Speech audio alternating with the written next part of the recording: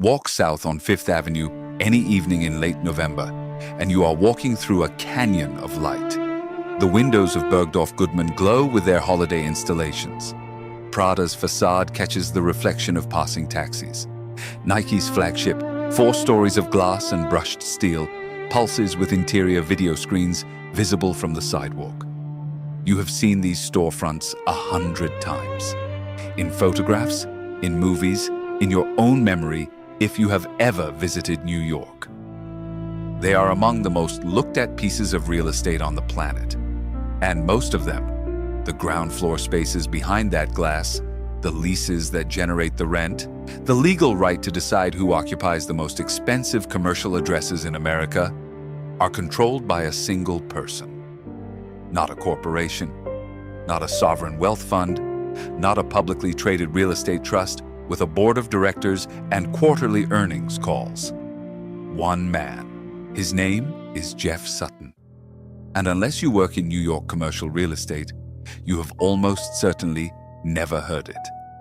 This is a story about visibility and invisibility, about what it means to own the face of a city while keeping your own face out of sight, about a business model so elegant and so ruthless that the nation's largest real estate companies enter joint ventures where he, the private individual, calls the shots, and about what happens to a city's streets when one person can afford to leave a storefront on Fifth Avenue empty for 3 years, rather than accept $1 less than his price.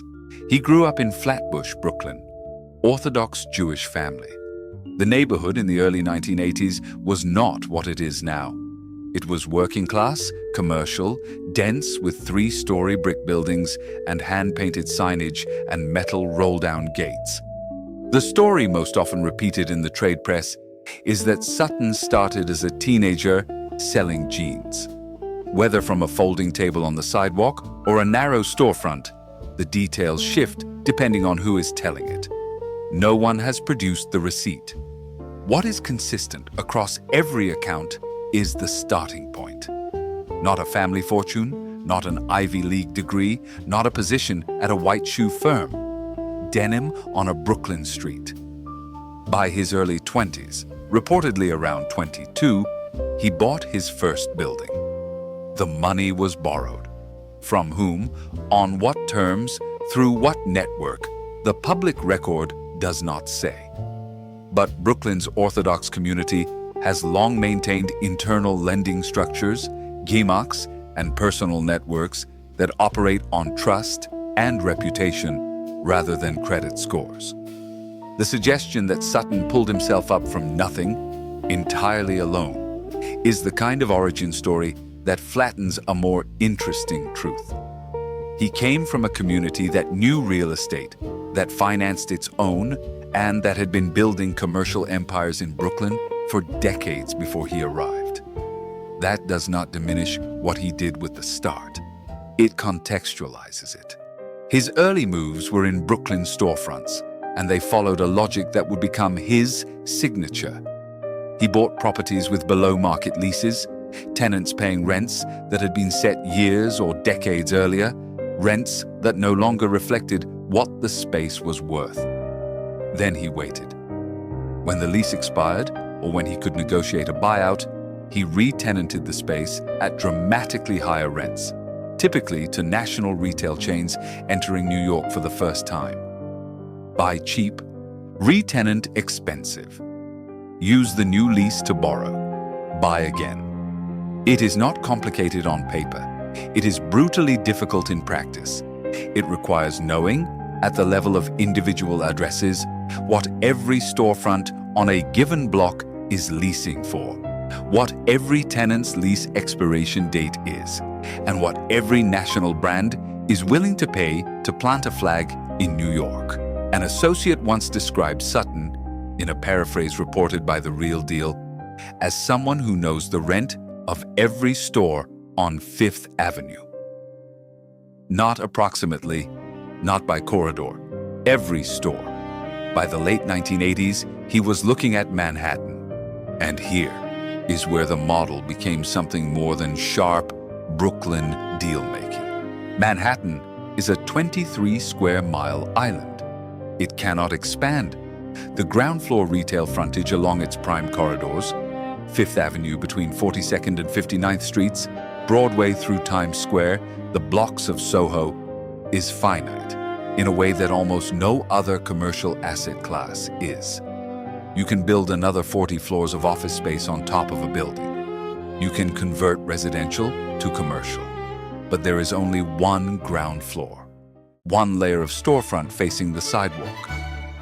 Sutton understood this before most of his competitors articulated it, and he built his acquisition strategy around a legal structure that made the insight operational: the retail condominium. Rather than buying an entire skyscraper, which might cost $1 billion and require managing 40 floors of office tenants, he bought just the ground floor commercial unit, the retail condo, the single layer at the bottom. It sounds modest until you grasp the arithmetic. In prime Manhattan locations, that 20-foot-high sliver of ground floor retail can be worth more per square foot than all 49 floors above it combined. A Fifth Avenue retail space leasing at $2,000 per square foot annually generates more income per square foot than Class A office space leasing at $80. The building is a column. The retail condo is the base. And the base is where the money is. Through his company, Wharton Properties, private, unlisted, no website for years, no public financial filings, Sutton assembled these retail condominiums across Manhattan's most valuable corridors: Fifth Avenue, Times Square, Soho, 34th Street near Herald Square. Property by property, lease by lease, he built what multiple real estate publications have called the single largest individual portfolio of prime Manhattan retail. The Real Deal, New York's dominant real estate trade publication, has estimated the portfolio's total value at roughly $10 billion. That figure is a trade press estimate, not an audited number. No one outside Wharton Properties knows the real figure. But the properties themselves are traceable through New York City's public records, and the addresses read like a map of American commercial aspiration. The lease was the engine. This is the part most people outside commercial real estate never see, and it is the intellectual core of what Sutton built. When he signed a tenant like Nike or H&M or Zara to a 15-year lease at a fixed or escalating rent, that signed contract became something more than a rental agreement. It became collateral. Banks would lend against it, not against the building, against the lease. A 15-year commitment from a company with a AAA credit rating produces an income stream almost as predictable as a government bond. The bank does not care about the bricks. It cares about the signature. So Sutton would sign the lease, borrow against it, use the capital to acquire the next retail condo, sign another credit-worthy tenant, borrow again. A leverage loop that feeds itself as long as rents are rising and brands are willing to pay Manhattan premiums. A competing landlord reportedly described Sutton's approach in terms that cut to its essence. He does not buy buildings, he buys income streams. And the machine ran. Through the 1990s and 2000s, as global retail brands flooded into New York seeking flagship locations, Sutton was the man with the keys. If you wanted to open on Fifth Avenue, odds were good you would eventually negotiate with Wharton Properties. If you wanted a storefront in Times Square, where, by the way, the city's own zoning code requires buildings to have illuminated signage, meaning the visual spectacle tourist's photograph is not organic but government mandated, you were likely sitting across the table from Sutton's team. Consider the strangeness of that for a moment. The most photographed commercial landscape in America exists partly because a 1987 zoning resolution forces it into being. And the man who profits most from that mandated spectacle is someone the tourists will never know exists. This is where the invisibility becomes something more than personal preference. Sutton has never given a television interview. He has no verified social media presence. For years, Wharton Properties had no website. The handful of photographs that exist in circulation are taken by trade press photographers at industry events. And in most of them, he is in the background, partially obscured, a figure at the edge of someone else's frame. In an industry of performers, Donald Trump building gold towers with his name on them, Larry Silverstein rebuilding the World Trade Center in front of cameras, Stephen Ross hosting political fundraisers at his Hudson Yards penthouse. Sutton's silence is almost aggressive in its completeness, and it may be entirely strategic. In retail leasing, knowing who owns a space gives the tenant leverage. If a brand knows it is negotiating with the landlord who controls an entire corridor, it can play hardball. But if the tenant is negotiating with Wharton Properties LLC, one of dozens of entities that might or might not be connected, the information asymmetry favors the landlord. He does not name buildings after himself. He does not attend galas. He does not cultivate political relationships for the cameras. The result is that a man whose net worth, the real deal, has estimated at $3 to $4 billion, higher than many developers who are household names, walks the streets of Manhattan in functional anonymity. He passes his own storefronts. No one recognizes him. If you have ever walked a stretch of Fifth Avenue or Broadway and noticed that every block seems to have the same rotation of global chains, the same Nike, the same Zara, the same Sephora, you have been walking through the consequences of Sutton's model. And this is where the story complicates, because what is brilliant financial engineering for the landlord can be corrosive to the street. The criticism is not new, and it is not aimed only at Sutton, but the concentration of retail ownership in few hands accelerates the dynamic. When a landlord can afford to hold a space vacant for years, rather than lease it to an independent retailer at a lower rent, the independent retailer disappears. When the landlord's entire corridor strategy depends on maintaining a certain rent level, one cheap lease threatens the valuation of 20 other properties. So the storefront sits empty. Whitewashed windows, an available sign from a brokerage, surrounded on both sides by operating luxury stores. An empty storefront on Fifth Avenue is not a loss to a landlord playing this game. It is a price signal. It tells every tenant on the block what the landlord is willing to endure rather than accept less. And during the years from 2018 through 2021, those signals multiplied. Manhattan retail vacancies climbed. E-commerce pressure compounded. Then, the pandemic emptied the streets entirely.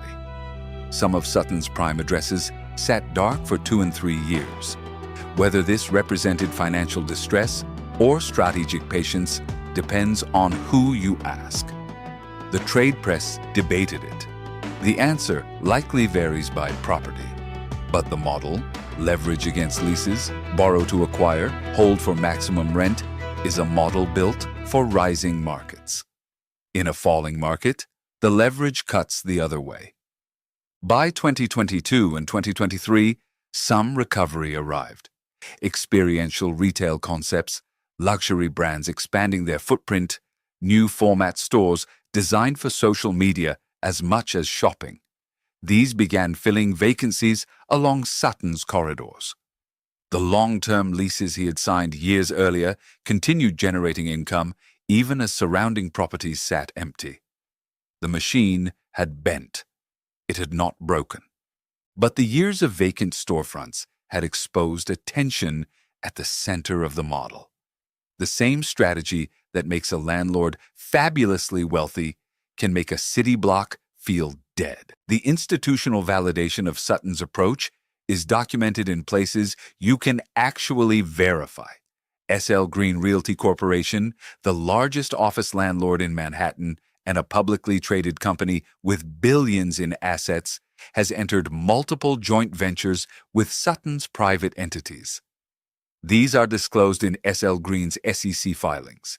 Annual reports, 10K filings, earnings call transcripts where CEO Mark Holliday has publicly referenced the partnership. In these deals, the publicly traded corporation with armies of analysts and compliance officers defers to the private individual on retail strategy. Sutton handles the retail condo. S.L. Green handles the tower above. The arrangement tells you something about where the expertise and the power actually sits. One of those joint ventures involves 1535 Broadway in Times Square, one of the largest retail and signage properties in the district. The building's illuminated facade is seen by an estimated 300,000 pedestrians per day. Its owner's face is seen by almost no one. His legal disputes offer the few windows into how he operates day to day. Court filings in a protracted dispute with the Nakash family, founders of Jordache Jeans, themselves Brooklyn real estate figures, contain allegations and counter-allegations about deal structures, negotiating practices, and partnership expectations. These are legal claims, not established facts, but they represent something rare. Documented characterizations of Sutton by people who worked directly with him. The portrait that emerges from the filings is of a negotiator who is patient, precise, and willing to litigate rather than compromise. None of this constitutes criminal wrongdoing. Aggressive landlording is legal. Holding spaces vacant is legal. Suing business partners is legal. But the aggregate effect, a commercial streetscape shaped increasingly by one person's financial calculations, raises a question that the city has not resolved. The question Jane Jacobs would have asked, what happens to the life of a sidewalk when the ground floor answers to one man's spreadsheet? There is no clean answer. The same concentration of ownership that produces vacant storefronts also produces the stability that attracts global brands to New York in the first place. A fragmented market of small landlords cannot guarantee a Nike that the building next door will not become a check-cashing outlet. Sutton can. He controls the corridor. He curates the tenant mix. He maintains the street. The cost is homogeneity. The benefit is reliability.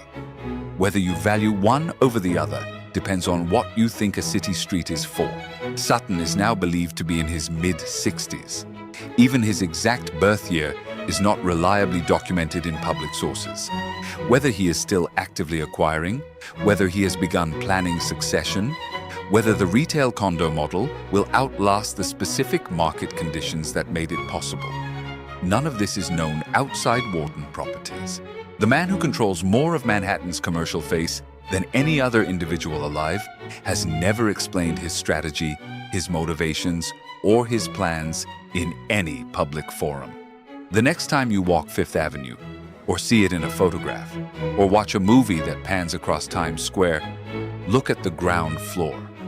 Not the tower, not the signage, the ground floor. The 20 feet of glass and steel and granite between the sidewalk and the ceiling of the retail space. That is the layer that matters. That is where the money is. That is what one man, whose name you did not know an hour ago, spent 40 years assembling while the rest of the world looked up at the skyline. He started selling jeans off a table in Brooklyn. He ended up owning the storefronts of Fifth Avenue. And he did it so quietly that you could walk past him on the street, his street, technically, and never know.